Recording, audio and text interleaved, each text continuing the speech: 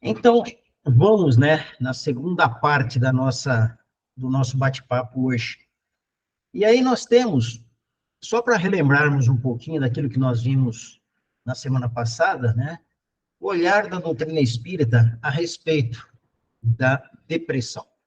Primeiro, o que é a depressão? Só para a gente rememorar um pouquinho do que nós vimos, né? É o ato ou efeito de deprimir, estado de desencorajamento, a perda de interesse que se sobrevém, né? Isso pode acontecer após o falecimento de pessoas queridas, de decepções, de fracassos, estresses físicos ou psíquicos, no momento em que o indivíduo toma consciência do sofrimento ou da solidão em que se encontra. Isto é o que nos diz o dicionário Wise.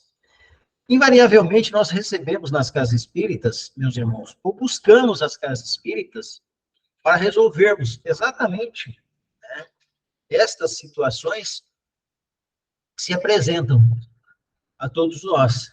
Quando nós nos sentimos alcançados pelo desencarne de um parente, ou temos uma decepção, ou temos um fracasso, seja na nossa vida pessoal, seja na nossa vida profissional, e aquilo bate muitas vezes, e isso varia de pessoas para pessoas, isso bate muitas vezes de uma forma muito forte, afetando a uns mais que os outros. E é sempre aquilo que a gente fala, né? Como eu dei o exemplo aquele dia do copo d'água. Quanto tempo a gente demora para com esse copo na mão? Quanto tempo a gente segura isso? E muitas vezes, quando você está, por exemplo, numa decepção profissional, se você já tinha um emprego em vista e você é demitido, você sai lá com tranquilidade, sabe que logo você vai pegar um outro.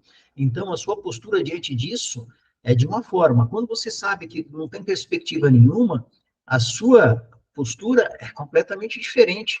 Da mesma forma que nos estresses físicos ou psíquicos, né? No momento em que o indivíduo toma consciência do sofrimento ou da solidão que ele se encontra. Há pessoas que, esses dias mesmo, recebemos uma foto na rede social e que era uma casa, num lugar, num vale muito bonito, num lugar muito bonito, em que a pessoa fazia a seguinte pergunta: solidão, né? Solidão ou paz? É um estado de consciência. Se você está acostumado, se você não consegue abrir mão da agitação das redes sociais, da internet, de todo o consumismo que, que hoje nos devora, você vai ver aquele local, vai ver aquela casinha naquele vale, você vai ver como solidão. Agora, se você consegue se desligar dessas coisas, se você não está nem aí se a internet caiu ou não, você vai ter paz. Então, é muito uma questão de ponto de vista. Porém, o dicionário nos fala que essa consciência do sofrimento em que nós nos encontramos é extremamente interessante quando ela está aliada à depressão, né? E nós vamos pontuar aqui a diferença entre tristeza e depressão, porque às vezes há uma confusão muito grande. A pessoa está um pouco triste e aí ela acha que já é um processo deprimido, né? Já é um processo de depressão. Primeiro que na tristeza, o indivíduo costuma apresentar períodos de melhora ao longo do dia, conseguindo esquecer por momentos a causa da sua tristeza, como, por exemplo, durante a visita de uma pessoa querida. Ou seja, às vezes nós acordamos, né, temos um sonho com alguém que nós gostamos muito, ou às vezes a gente acorda mesmo sem sonhar, é, a gente acorda meio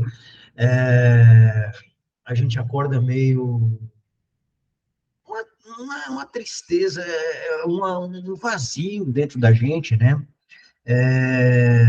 E a gente não consegue identificar, mas no decorrer do dia isso vai passando. Aquela angústia, né? A gente acorda com angústia dentro da gente, e no decorrer do dia isso vai passando.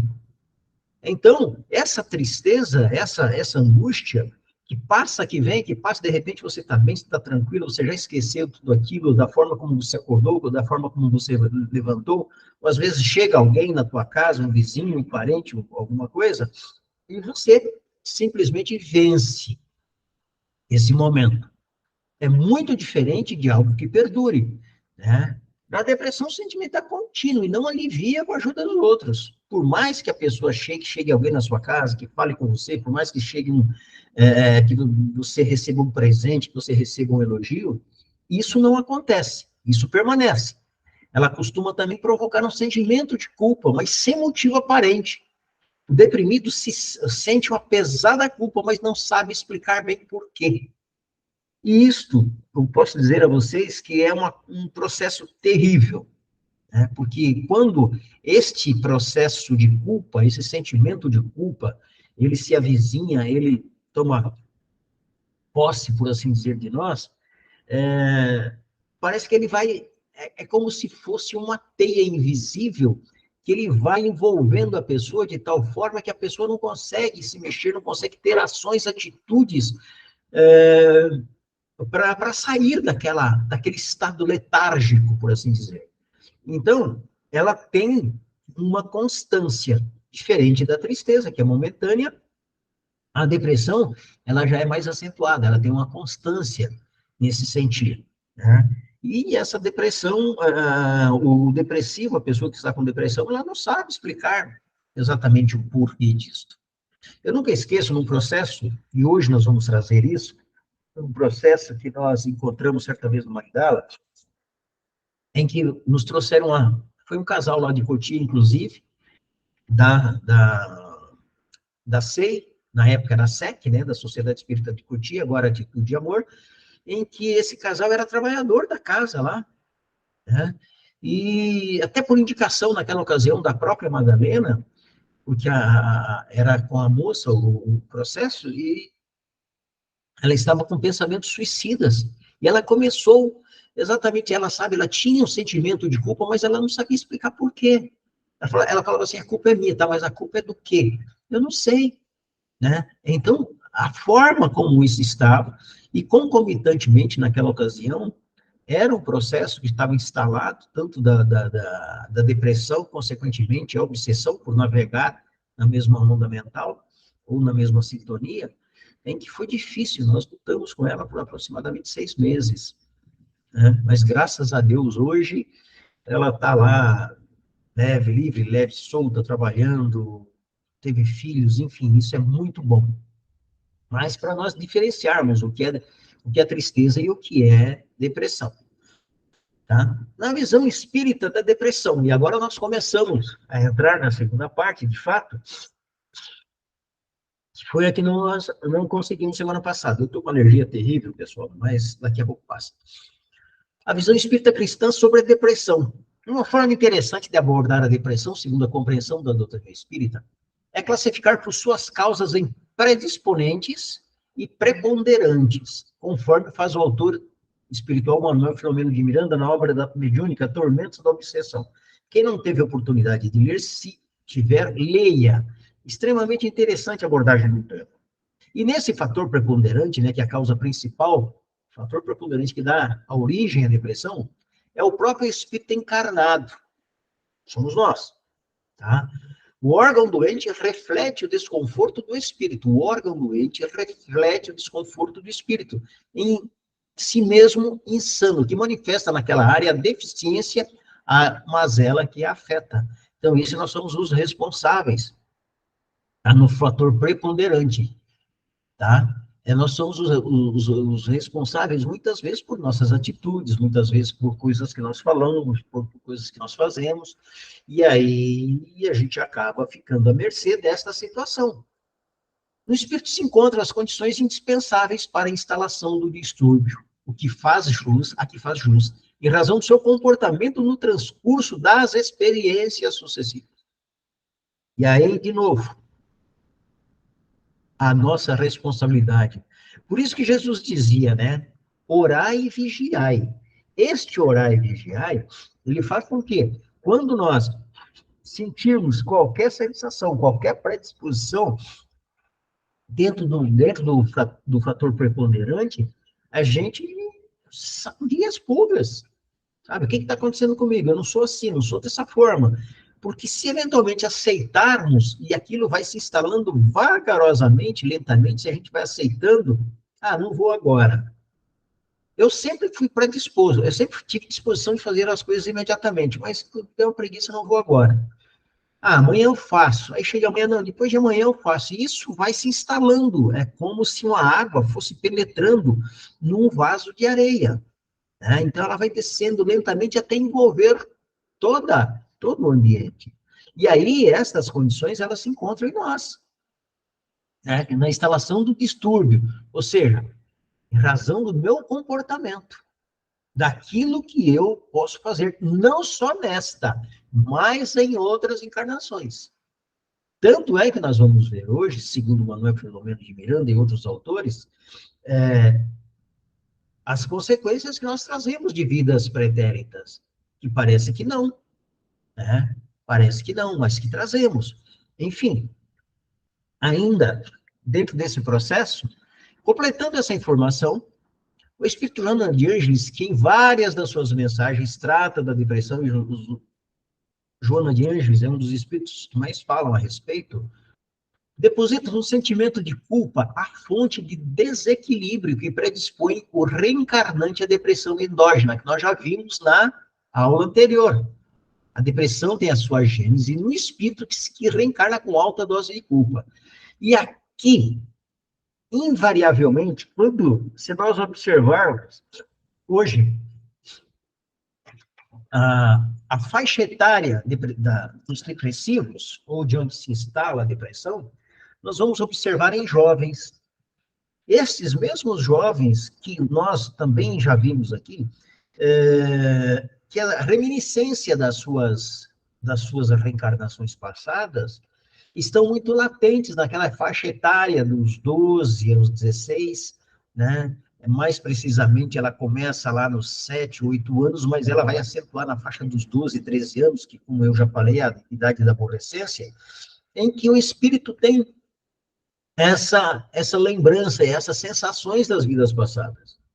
E é exatamente aí, se ele traz consigo o sentimento de culpa de algo que ele fez, e isso nós vemos muitas vezes nas reuniões mediúnicas, quando o espírito se apresenta com alta dose de culpa, que ele não consegue se mexer, ele fica inerte.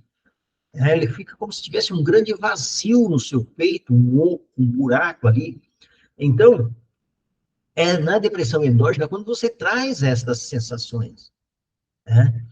Que essa alta dose de culpa, queira sim, queira não. E se não houver, quando percebido na infância pela família, a tendência é que isso vai aumentar.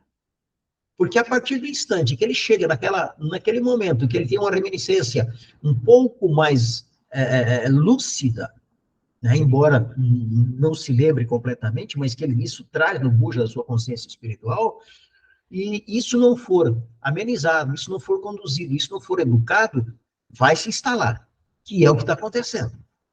Como não há um apoio familiar, como não há uma educação nesse sentido, uma dispersão desses pensamentos, isso tem acontecido com muita frequência. Né? Com a consciência culpada, sofrendo os gravantes que lhe dilaceram a alegria íntima, imprime nas células os elementos que desconectam, propiciando em longo prazo o desencadeamento dessa psicose. Aquilo que eu falei, ela chega, como você jogar água, colocar uma terra, vidro, e joga água lá em cima, você vai ver que ela vai penetrando lentamente, ela vai descendo. E é exatamente dessa forma que esse processo se instala. Vem dilacerando a alegria, sabe? Isso vai afetando as células, e aí vai propiciando a longo prazo essa psicose. E não tenha dúvida, aí é que está o incentivo, né? As atividades do jovem, a valoração dele, o despertamento, buscar nele o despertamento das suas ambições, quando eu digo ambições, daquilo que ele quer ser, o seu futuro, lhe dando os valores de vida, valorando as suas ações agora, trazendo a ele os valores de certo, de errado, do bom, do mal, do lindo, do feio, enfim. Essa instrução que hoje está faltando. Se nós pegarmos hoje, por exemplo, a maioria dos jovens, e perguntarmos para ele qual é a ambição que ele tem, é muito curta. A maioria quer ser youtuber. né? Ou influencer, que não exige o quê? Qual é a formação que existe em um youtuber, um influencer? O que se exige para trabalhar em rede social hoje? Praticamente nada. Então, estamos vendo pessoas completamente idiotizadas, sendo manipuladas por pessoas que nada sabem. Então, esse desencadeamento dessa psicose, ela tem a derivação um pouco mais atrás, que não está sendo fiscalizada, lamentavelmente, seja pela religiosidade, seja pelo núcleo familiar, que tem, lamentavelmente, falido nesta situação. O mesmo diz o espírito Carneiro de Campos. Depressão é o processo de autopunição que o espírito se impõe pelos malogros e os crimes em outras vidas. O psicótico maníaco depressivo traz gravados nas paisagens do inconsciente os hediondos desvios morais pregressos que escaparam à justiça. Ora, se nós hoje temos condição, né, e se nós fizermos, quando necessário, fazemos isso quando necessário, com os desencarnados, quando fazemos uma micro TVP, ou fazemos uma TVP com esse indivíduo, nós voltamos com ele algumas vidas para que ele investigue, para que ele observe aquilo que ele fez, de bom e de ruim, claro, nas suas vidas pretéritas. Porém, este que reencarna, tá, que traz consigo essa sensação, esse processo de autopunição, quando ela explodir aqui, neste corpo, se ela não tiver um amparo, se ela não tiver um encaminhamento, se ela não tiver uma base sólida, seja religiosa, seja de valores morais, seja de valores filosóficos, ela vai se acentuar. Ela vai ter um peso muito grande. Então, por isso que eu sempre digo, né? Nós muitas vezes vamos para as casas religiosas, mas não condicionamos os nossos filhos aí.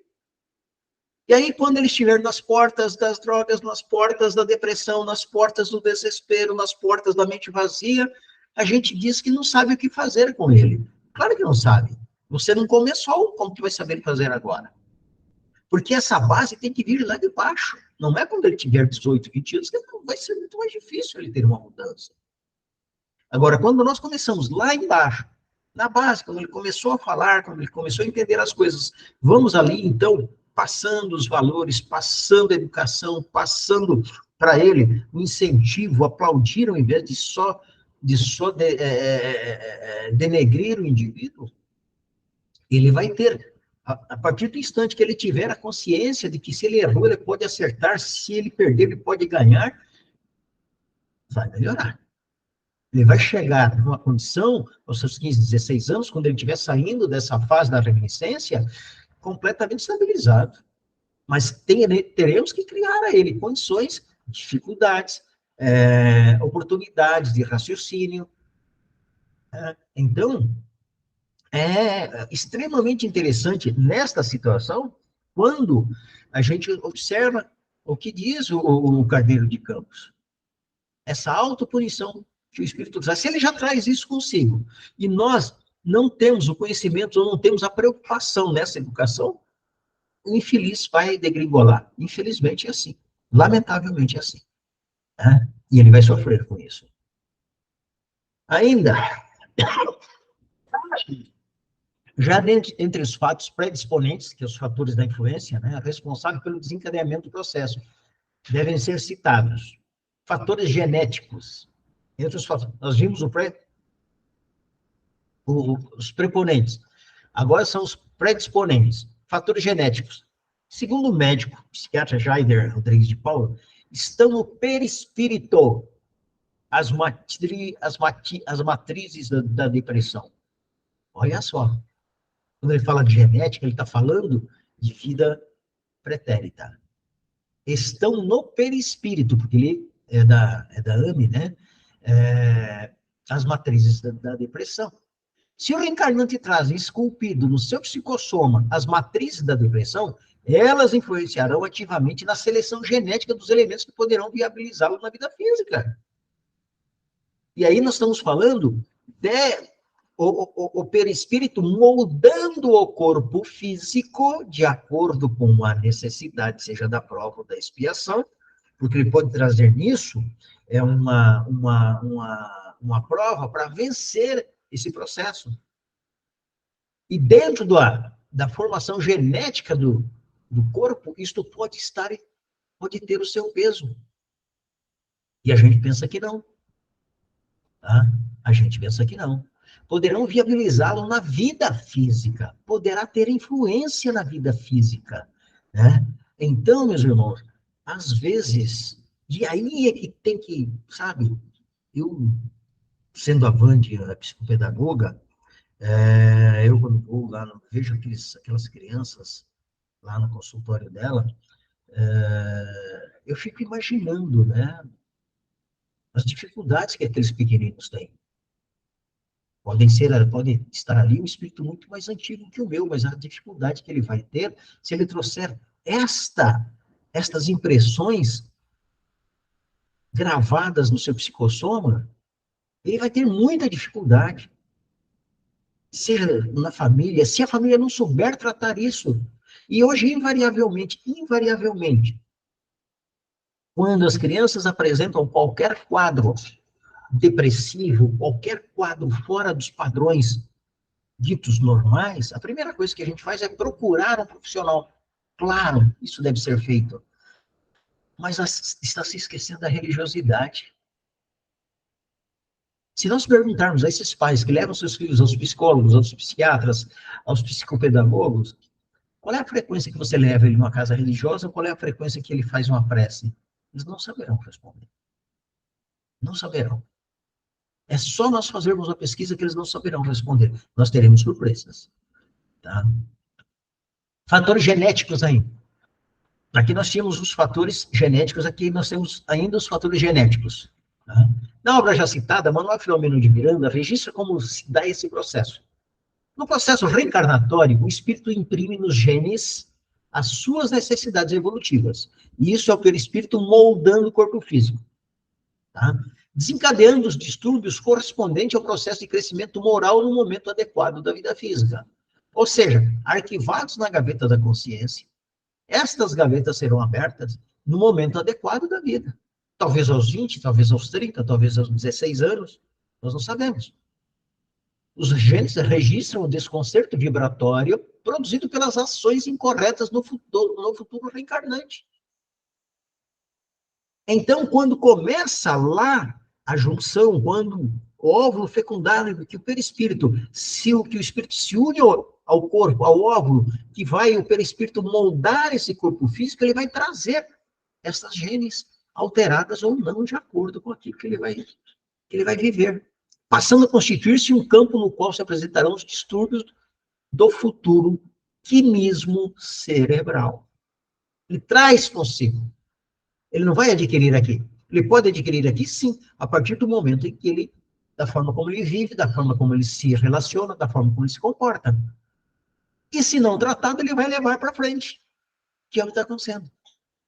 Já estão reencarnando muitos com dificuldades, mas muitos estão adquirindo nesta existência essas dificuldades. Tá? Quando se expressam, apresentam as circunstâncias predisponentes... Vicente, Oi. eu acho que não está passando os slides, hein? Travou? Parece que travou, hein? Parou em qual? Está mexendo aí, não? Está no início ainda. Está no início ainda? Isso. Caramba. E agora? Agora está ok. Está nos fatores genéticos. A visão espírita cristã sobre a depressão. Tá. Eu vou colocar desta forma aqui. E agora?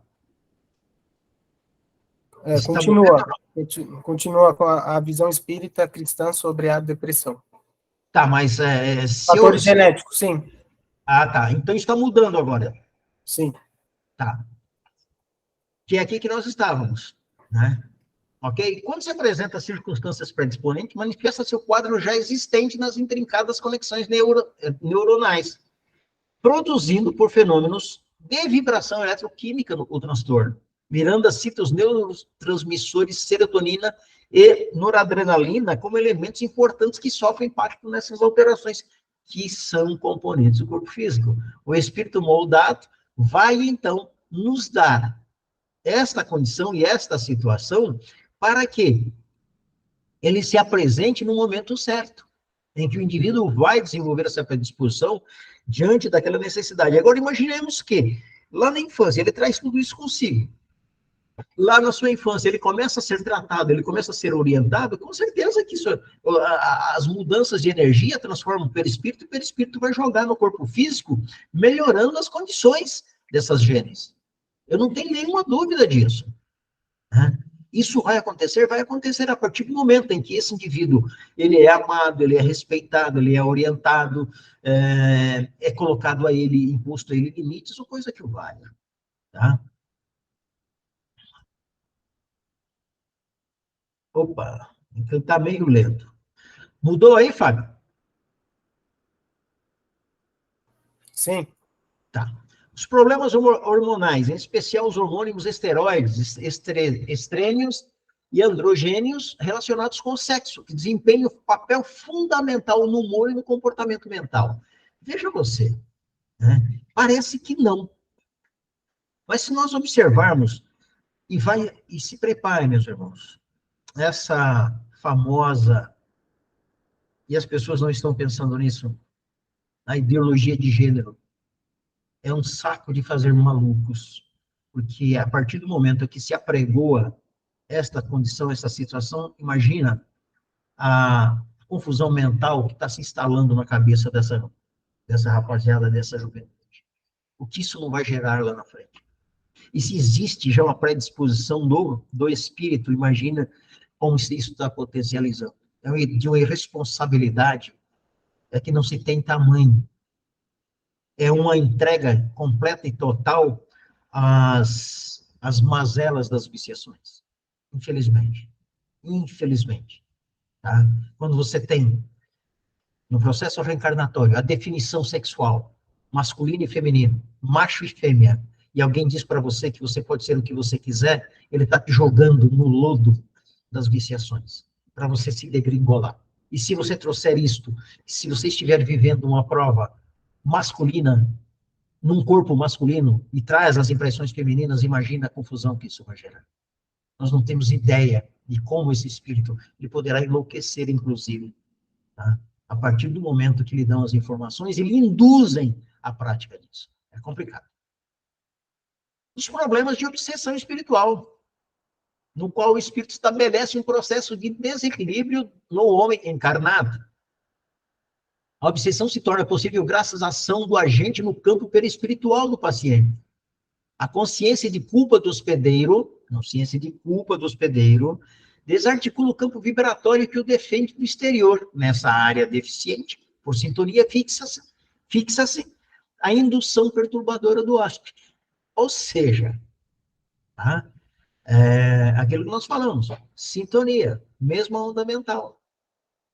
A partir do instante que esse indivíduo começa a desenvolver uma patologia de tristeza, uma patologia de... Se ele tiver predisposição, ele automaticamente, quando ele navegar na mesma onda mental, na mesma sintonia daqueles espíritos que estão vibrando também desta forma, o que vai acontecer? Uma associação. Acontecendo a associação, potencializa hospedeiro, hóspede e hospedeiro. Imagine você, tá?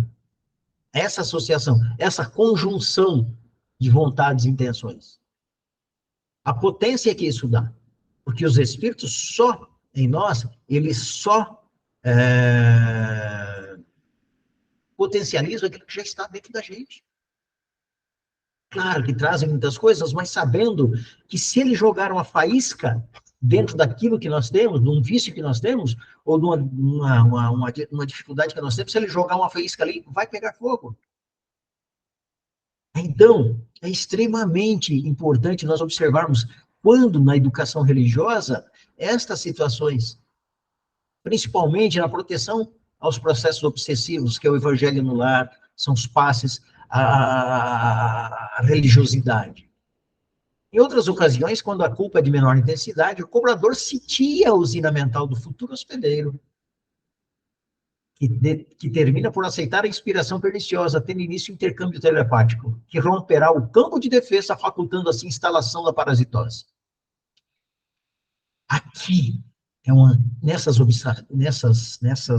obsessões instaladas, e são as das mais difíceis da gente tratar, até porque, muitas vezes, dentro da instalação da parasitose, vem não só estas incitações, mas vem também os chips, vem também os vermes, vem uma série de outras situações que instaladas no processo, para tirarmos é complicado, mas é possível.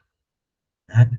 Porém, dentro da depressão, existe o problema da obsessão espiritual. Não podemos ignorar. Não, eu citei aqui na vez passada uma questão de uma mocinha que foi levada, uma jovem de 15 anos, que foi levada quando estávamos no Magdala, e ali, então, começamos um trabalho, e 6 tarja preta que ela tomava, a última vez que eu a vi, estava tomando apenas 1. Mas houve todo um trabalho, todo um processo, toda uma orientação para que as pessoas se transformassem e mudassem. Parece que deu resultado. Vamos ver se encontro ela um dia para saber como está. Mas começou com um processo depressivo. E aí instalou-se uma obsessão praticamente de subjugação. Muito difícil, muito difícil. Problemas de obsessão espiritual ainda esta, graças à sua intensidade, através do perispírito, se alojará na mente, gerando alucinações, pavores, insatisfação, manias, exacerbação do ânimo ou depressão. Miranda explica que o cérebro que sofre a obsessão é bombardeado sucessivamente. Recebe as partículas mentais que podem ser consideradas como verdadeiros elétrons, um alto poder desorganizador das conexões neuroniais, afetando-lhes os neurotransmissores com a serotonina, a noradrenalina, a dopamina e outras mais, as quais se encontra associado no equilíbrio emocional e do pensamento. Vai virar um saco de galo. Vai desestruturar completamente o indivíduo. Não tem dúvida disso. Esse processo obsessivo desestrutura, levando à subjugação com muita facilidade. Com muita facilidade. Né? E, novamente, dos problemas hormonais, em especial os hormônios esteroides, estrênios e androgênios, que nós já falamos, relacionados com o sexo, desempenham um papel fundamental no humor, no comportamento mental. Que vai ter problema? Vai.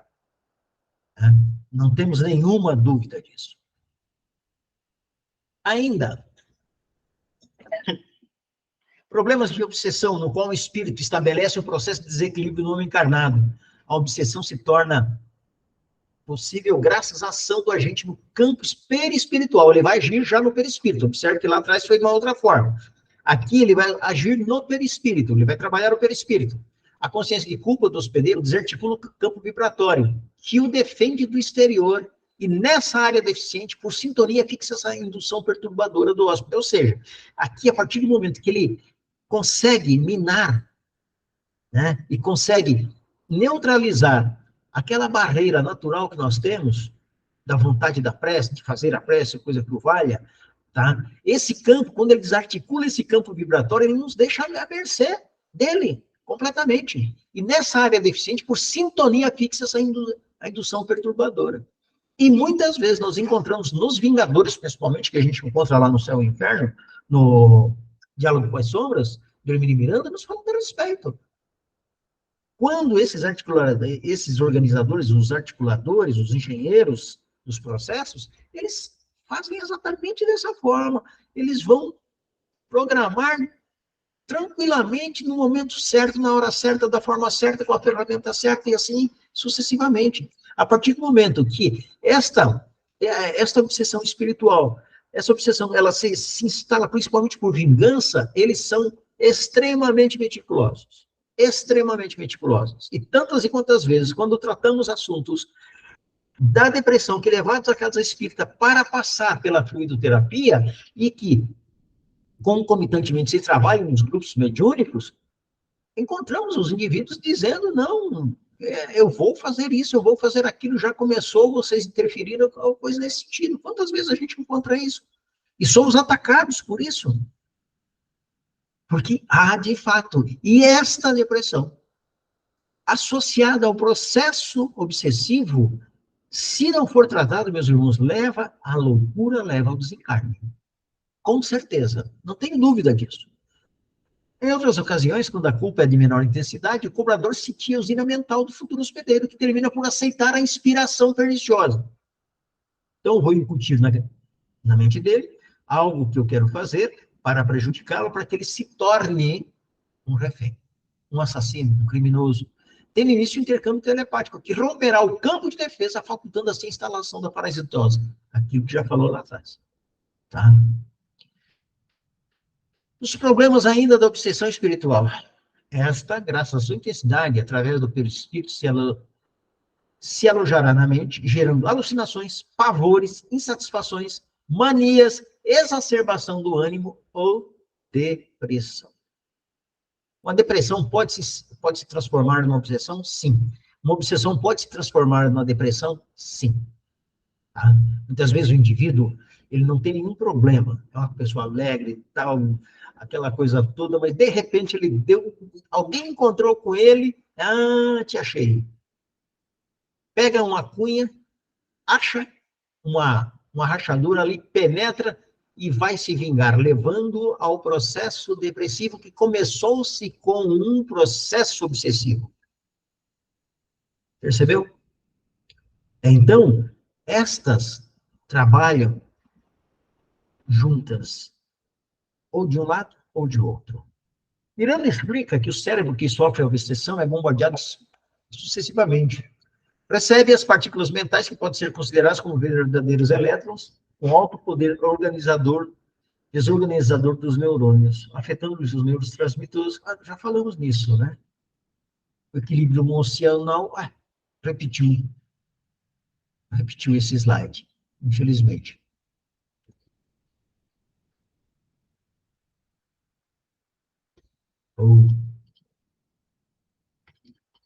Vamos voltar aqui. É que travou.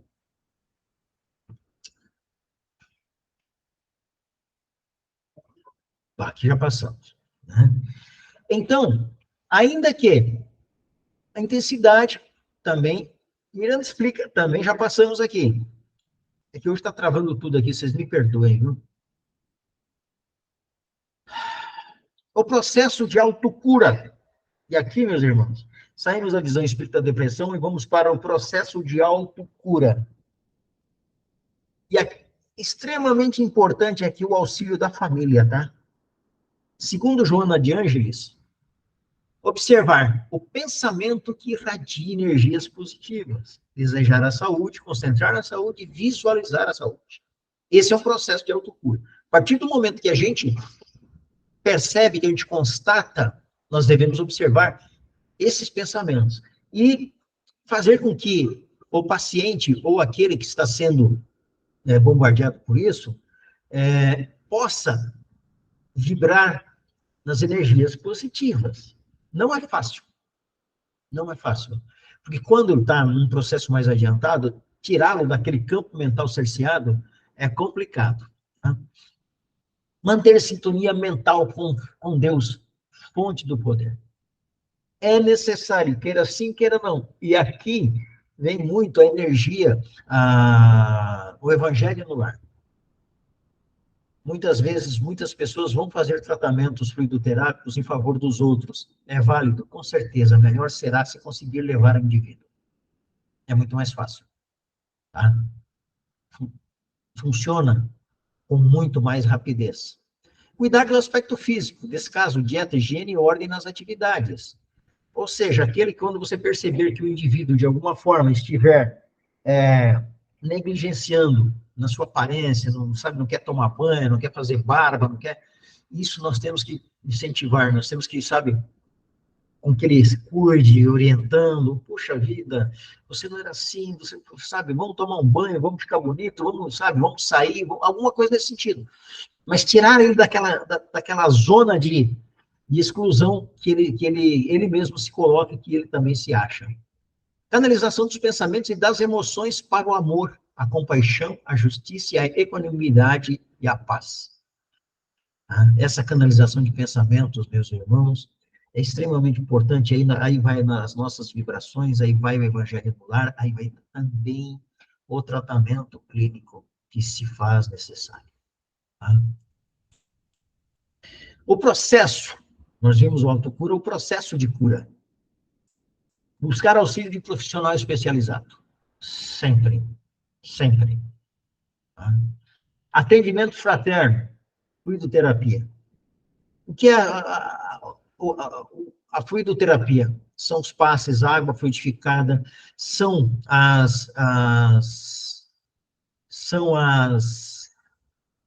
é, água fluidificada, os passes, as palestras, são, inclusive, tá, as leituras, os filmes, as músicas, entendeu? Então, tudo isto, dentro da fluidoterapia, quanto melhor a sintonia, melhor as energias, melhora a condição do perispírito. Tá? Evangelho no lar. Ah, não quero fazer, muitas vezes o indivíduo não quer fazer, não tem problema. Você faz, deixa ele quieto lá, faz na hora das vibrações, sabe? Coloque uma água fluidificada para que ele beba depois que você terminar. Se tiver um familiar nessas condições, faça dessa forma. Se você está se sentindo assim, faça para você sempre. A fluidoterapia não dispensa o tratamento clínico se necessário for. Tá? Muitas vezes, e encontramos, lamentavelmente, casas equivocadas, não, traz para cá que você tem isso, tem aquilo, aqui será curado. A cura, meus irmãos, primeiro é pelo merecimento e pela vontade do paciente. Jesus não curou a todos. Muitas vezes um processo obsessivo, muitas vezes uma patologia física, ela vem para frear o indivíduo em suas ações, às vezes o próprio processo depressivo é um processo de regeneração e restauração daquele indivíduo, em que ele terá que vencer-se. Então, todas as formas de auxílio, todas as formas para que ele possa se recuperar são válidas, mas jamais uma casa espírita poderá dispensar um tratamento clínico. Tá? Se nós somos atendentes fraternos, já procurou, eu sempre falei, já procurou um médico? O que disse o médico? Porque muitas vezes a pessoa chega lá, olha, seu Vicente, o médico está dando aqui 5 tarja preta, como aconteceu com aquela menina, 6 tarja preta, o que o senhor acha? O senhor acha que deve tomar? O que disse o médico? Deve tomar. Então, siga o que disse o médico. Entendeu? Siga o que disse o médico. Se o médico tirar, é o médico quem vai tirar, não somos nós. Então, o processo de cura da depressão, ela passa pelo atendimento clínico do profissional, de um profissional preparado e competente para isso. Não seremos nós, né, dizendo, não, deixa só a fluidoterapia, deixa só que os passes, a água fluidificada. Não. Tá? Nós corremos o risco de, se assim procedermos, passarmos por charlatães. Isso pode acontecer? Pode, com certeza. Ainda no processo de cura, a terapia contra a depressão se baseia no amor e no servir. A melhor forma de trazermos alguém para a vida, meus irmãos, é dar a ele, né? É cabeça vazia, como diz o ditado, cabeça vazia, oficina do diabo. Quem trabalha, enxuga lágrimas alheias, não tem tempo de chorar. É bem isso mesmo. Fazer com que esse indivíduo se ocupe, ocupar a mente dele, fazer com que ele se sinta útil, não vai ser fácil, tá? Mas essa é uma das terapias contra a depressão. No amar e no servir. Se envolvendo em trabalhos úteis e no serviço do bem, seja no trabalho profissional, no trabalho do lazer, ou no trabalho de servir ao próximo. O indivíduo se ocupa, exercita o amor e deixa de se envolver com as lamentações, pois a infelicidade faz seu ninho no escuro dos sentimentos de cada um. Não deixar ele se fechar naquele mundo, na sintonia, principalmente se já estiver num processo obsessivo, de degradação que muitas vezes os nossos algozes querem. Tá? E se, até nós que trabalhamos, nós tarefeiros espíritas, médiuns, qualquer um de nós não estamos livres desses processos. Lhes digo com certeza. Porém, depende da gente, porque nós sabemos como trabalhar isso, sabemos como tratar isso, sabemos. Então, vamos usar essa ferramenta. Que a doutrina espírita não nos exime da dor. Ela nos ensina como tratá-la. Ela nos traz a origem das dores e como tratá-la. Então, esse processo de cura, ele está intimamente ligado àquilo que nós queremos para nós. Tá? Se nós conhecemos, entendemos as vibrações mentais, entendemos as ondas, as energias, nós sabemos como funciona. De que forma elas se alijam, de que forma elas se alijam e se alinham, né? Nesse sentido. Dificilmente conheceremos um deprimido entre aqueles que trabalham no serviço do bem. Raramente nós vamos ver. Raramente. Esse processo de cura, e aí eu volto a dizer a vocês, muitas vezes, quando nós vamos à casa espírita e nos convidam para a tarefa, aceite. Ah, mas eu não sei fazer. Vai lá e aprenda. Ah, mas eu não tenho jeito. Vai lá e faça. Porque entre ficar 2 horas, 3 horas, 4 horas em frente à televisão, sem vontade de sequer pegar um copo d'água, ir estender a mão para alguém, faça. Fala, sabe? Lá você vai ver pessoas, lá você vai conversar com pessoas, lá você vai encontrar com pessoas, lá nós teremos a oportunidade de trocar ideias. Então, dentro desses processos, do processo de cura, tá? Inúmeras coisas estão ligadas. Invariavelmente. O que acontece nas casas espíritas? Nós, quando somos tarefeiros da casa espírita, estamos com um probleminha, a primeira coisa que a gente faz é: eu vou me afastar para resolver. É aí que você tem que estar lá. Se você está envolvido no trabalho de um núcleo de assistência, de algo que faz a caridade, é esse momento que você precisa estar ali. Porque se você se ausenta, você fica mais à mercê, você fica desprotegido. Então, essa história, quando eu voltar, quando eu melhorar, eu volto. Quantas pessoas não voltaram? A maioria não volta. É por isso que eu sempre digo no nosso grupo mediúnico: você está ruim? Vem aqui, senta aqui, fica quieto. Sabe, pelo menos ali tem as energias, pelo menos ali nós estamos envolto naquele clima de fraternidade dos irmãos que estão ali, tanto encarnados quanto desencarnados. Então, quando nós sentirmos qualquer sensação, quando estivermos ruim, é claro, se você tiver com desarranjo intestinal, também você não vai para a reunião pública, você não vai para o trabalho. Que aí é uma situação física. Mas, se nós tivermos condições, quantas nós vimos, meus irmãos, nessa pandemia, que, lamentavelmente, arrumaram uma desculpa para abandonar. Uns arrumaram uma desculpa, outros foram potencializados para que se afastassem. Então, ficou-se a muleta. E aí, quando as casas começaram a voltar, e as casas espíritas foram as últimas a voltarem, lamentavelmente, a voltarem às suas reuniões, a voltarem às suas tarefas, e todas as casas espíritas, todas, sem exceção, têm problema com tarefeiros que não voltaram, porque nós desenvolvemos o que estamos fazendo aqui online, e aí ficou muito mais confortável. Tá? Online tem o seu peso, online tem a sua valia, a tecnologia tem a sua utilidade no que nós estamos fazendo aqui agora. Mas o olho no olho, o toque, o abraço, isso tem que ser físico. Tá? Você ir lá, você se fazer presente, você ajudar a fazer um café, você varrer um pedaço de piso, tudo isso faz parte do nosso dia a dia. Isso é um processo de cura. Porque quanto mais a gente se encolhe, quanto mais você fica dentro de casa, eu mesmo, semana passada, eu estou agora trabalhando em casa. Depois que eu tive o AVC, eu passei meu escritório para casa, então eu fico aqui. Tem dias que eu preciso sair daqui. Tá? Então, eu pego o carro, vou dar uma volta, vou visitar um cliente, não, vou fazer tal coisa, vou dar uma olhada nisso, naquilo. Senão a gente vai se fechando e vai adoecendo.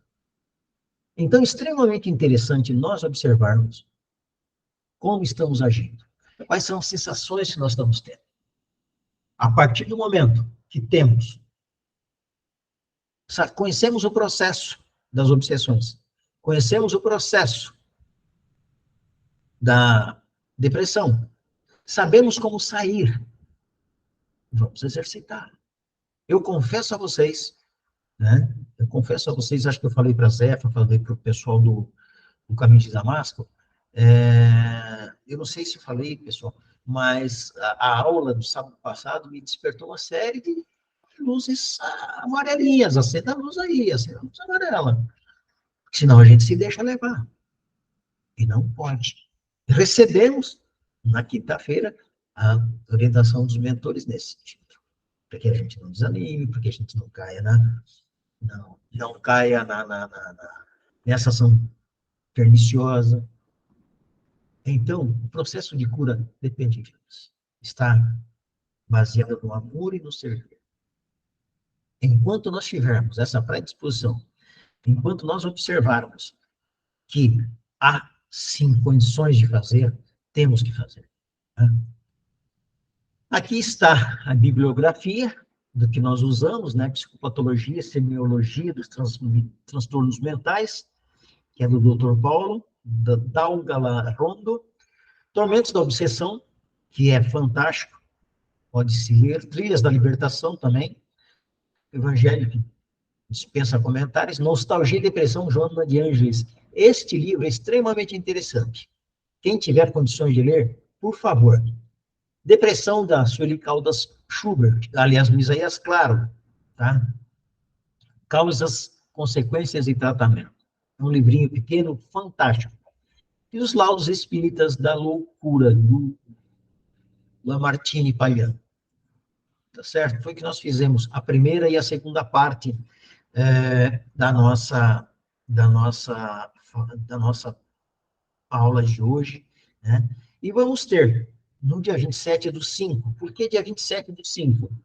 No dia 20, sábado que vem, eu lamentavelmente fui convocado para o Bombeiro para um treinamento. Eu vou fazer no dia 20 e dia 21. Então, no 20, sábado e domingo, eu estou completamente ocupado nesse sentido. Então, no dia 27, estaremos aqui novamente para falarmos das vidas passadas. Às vezes a gente reclama do que está sendo feito hoje, às vezes nós reclamamos da nossa condição de hoje, não só condição financeira, condição psicológica, condição mental, enfim, o que nós fizemos no verão passado. É uma forma de nós aprendermos um pouco mais. E nos encontramos lá, se Deus quiser. Tá bom, pessoal? Hoje a aula é mais curta, até porque era um complemento da outra, né? E também porque eu tenho daqui a pouco mais um outro compromisso, lamentavelmente. E nós nos encontramos, então, se Deus quiser, aqui daqui a 15 dias. Tá bom? Agora as perguntas, se houver.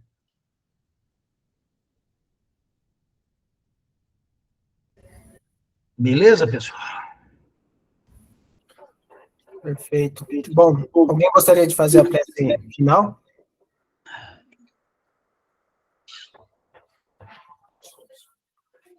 Que tal a Isabel, já que ninguém se prontifica, né? Ok.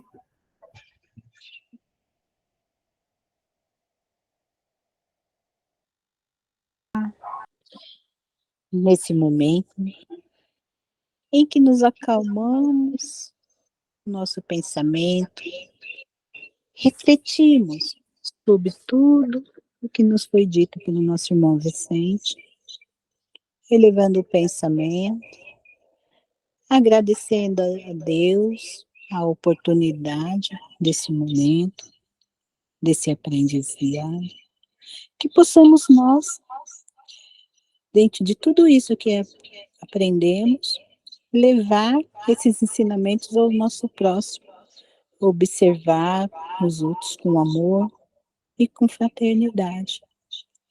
Pai amado e misericordioso, agradecemos por mais esse dia, por mais esse aprendizado. Agradecemos aos nossos dirigentes, o Vicente, o Fábio, e assim, nesse momento, pedimos que Deus nos abençoe, nos ilumine e nos proteja. Gratidão, Senhor. Simone, é a primeira vez que está conosco, seja bem-vindo. Tá certo, Simone? Seja aí. Simone já nos visitou quando estávamos lá no Maria de Magdala, né, Simone? Deve estar com a internet ruim. Né? E logo, logo estaremos. Agora sim.